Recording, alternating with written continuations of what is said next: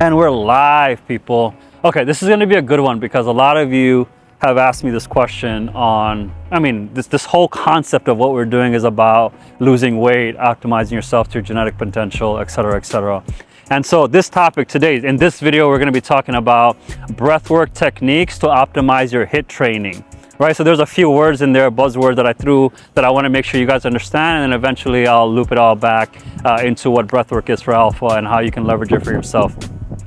So let's start off with a primer. What is breathwork? Breathwork is actually conscious breathing through your diaphragm, not shallow breathing from your upper rib cage, from your actual belly. Right. In the last video, we talk about how to actually maximize your breath work for the weight room because you're trying to maximize your gains. In this video, again, HIIT training. HIIT stands for HIIT, high intensity interval training. What that means is you go really fast for whatever you're doing. You slow down really, really slow, and then you pick it up again, and then you slow down. You pick it up again, and then you slow down.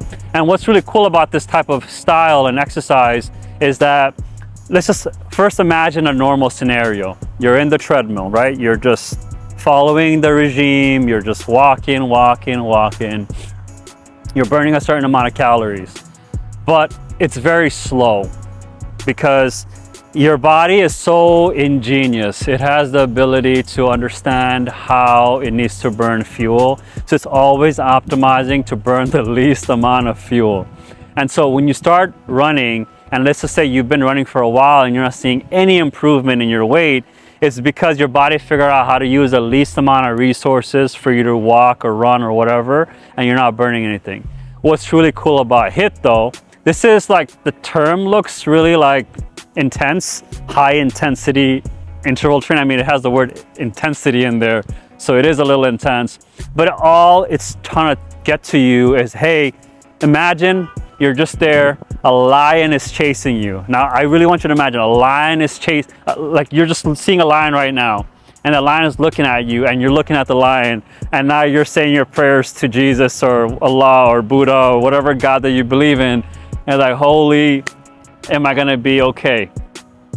There's certain responses happening within your body. There's an adrenal cortex response where you're getting tense. Your adrenaline, your epinephrine, your norepinephrine, it's all in gear because it's trying to prepare you only for two states: fight or flight, fight or flight, fight or flight.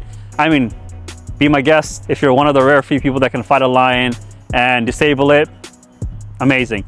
But you probably won't be able to. And I'm not doubting you, but I'm just saying in general, 90% of the population will not be able to do that. So what happens is they're now in a flight stage where they're getting all the energy. Your brain is telling your body like, hey, let's stop doing whatever the hell we're doing. We need to put all the energy into our muscles, put our energy into whatever mechanism we need to actually run away from this thing. So it's going to increase your heart rate, it's going to increase blood flow, increase blood supply to all the major, mostly the muscles where you can actually move away, your skeletal muscle system, all that good stuff. And so when you do this, right? So now imagine it from the context of you're not seeing a lion, but you're just wanting to do this for yourself, leveraging breath work and this HIIT technique. If you've done HIIT in the past, great, I don't have to explain too much to you, but for all the new folks that never done HIIT before, and I'm sure there's a lot of people that I know personally that will watch this video because of my recommendation, and you don't know what HIIT is, watch this to the end so you understand what I'm talking about. But what happens is once you do understand it, it's going to be super simple for you to put into place. So when you're on that treadmill, or if you're actually in public, I would probably recommend trying it in like a gym setting where there's a long area for you to run, or you come to a park like this where there is an area for you to actually walk and run as well. So the game plan, if I were to break this down into a very basics for you on what HIIT training is, I want you to start off like a normal walk. You start off, you're walking. If it's short, do a lap. And then at the lap, the marker that you're gonna be done with that lap, I want you to jet. I want you to jet like your life depends on it. I want you to jet as if the lion is just now finally coming after you. You run as fast as possible, humanely possible. Don't worry if you're fast or slow, just run. Because once you activate yourself for that exact scenario, your body will naturally start utilizing the resources available in different areas. And you won't even realize this until you actually slow down. So let's say you go that whole lap. You go that whole lap and now you stop at that, again, start-stop point, and now you're walking. What do you feel? You're gonna feel gassed out, possibly. You might feel tired. You might feel like, whoa, I activated certain areas of my body that I normally never feel. And that's completely normal. Because what's gonna happen is you're not gonna run anymore. You're gonna be walking that full lap again. And when you do walk, what's fundamentally happening is you're not burning less calories, you're burning the same amount as if you're running that fast. Put that into context right now. You're walking now, but you're burning fuel as if you were running, okay? Fast forward, you walk that lap and you come back to the start point again, and now you jet. You go again, you do that lap again, and now you stop. You slow down, and you do this a few times. I would probably say 5 to 10 times, depending on where your capacity is. In the beginning, probably not a lot, but you definitely can do it 5 times, 100%. And that's gonna be so foundational, not foundational, but profound actually, very profound for your abilities to burn fuel. And let's talk about fuel, because breathwork is how you're gonna get that fuel. Assuming you ate nothing beforehand, I mean, I would prefer you actually were in fast mode if you did this, because then you would probably do 2 or 3 times as much fuel burning. But let's just talk about breathing. When you did that lap very fast, you're probably expending a lot, like, I mean, I don't want you to breathe like that, but I want you to breathe with your nose, right? It's better with your nose, but you know, if you do feel like you're using your mouth to breathe, I would highly recommend not doing it. When you're done, take a little sip of water so you can dehydrate, because you don't want to get dry mouth when you're actually doing the run itself. So the breath itself is going to bring in that oxygen that I was talking about in other videos. Watch some other videos that will go deeper into it, but I sort of allude to it.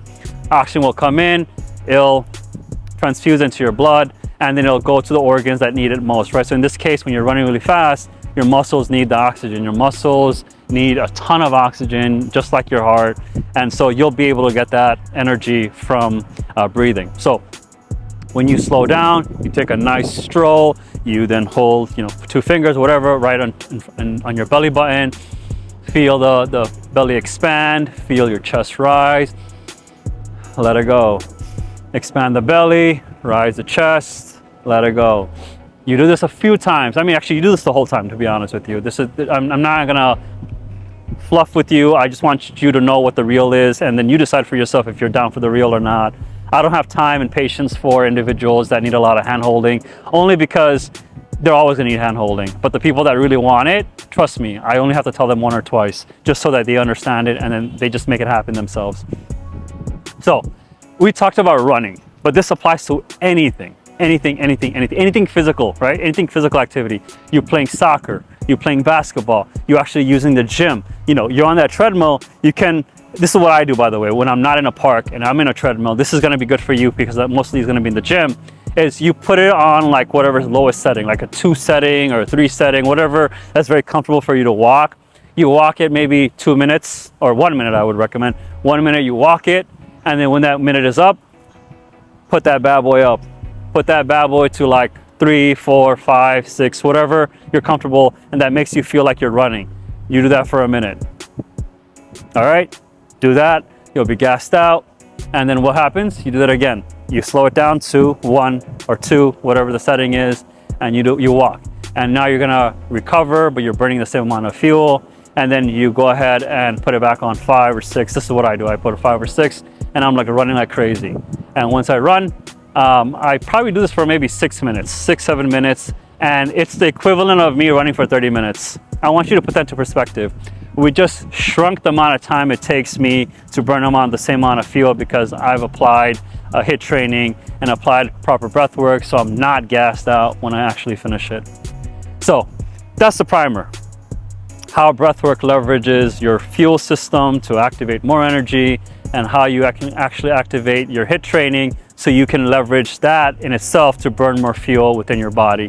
There's a lot of individuals that will need to embody this for themselves. So if you know anyone, or if you're the one who's watching this and you need to be able to activate yourself to your genetic potential, I have I have a ton of videos for you to watch. Go ahead, scroll through. Maybe I made some playlists. It's going to benefit you tremendously.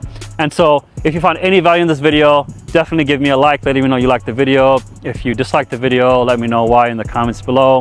And of course, subscribe. That really motivates me to understand that you actually enjoyed my video and you're watching other videos, you're finding value out of it. And again, how do we grow? We grow by taking painful steps. Right? Controlled pain is the way to go when you actually want to see change. The body that you see today wasn't done overnight. It took many, many years, painstakingly, pain-numbingly to this point. With that being said, guys, I appreciate each and every one of you. Hopefully you have a blessed day. I'm enjoying the sun, but it's also super chilly here, but you can't tell, which is all good. Other than that, I'll see you in the next one. Take care. Bye.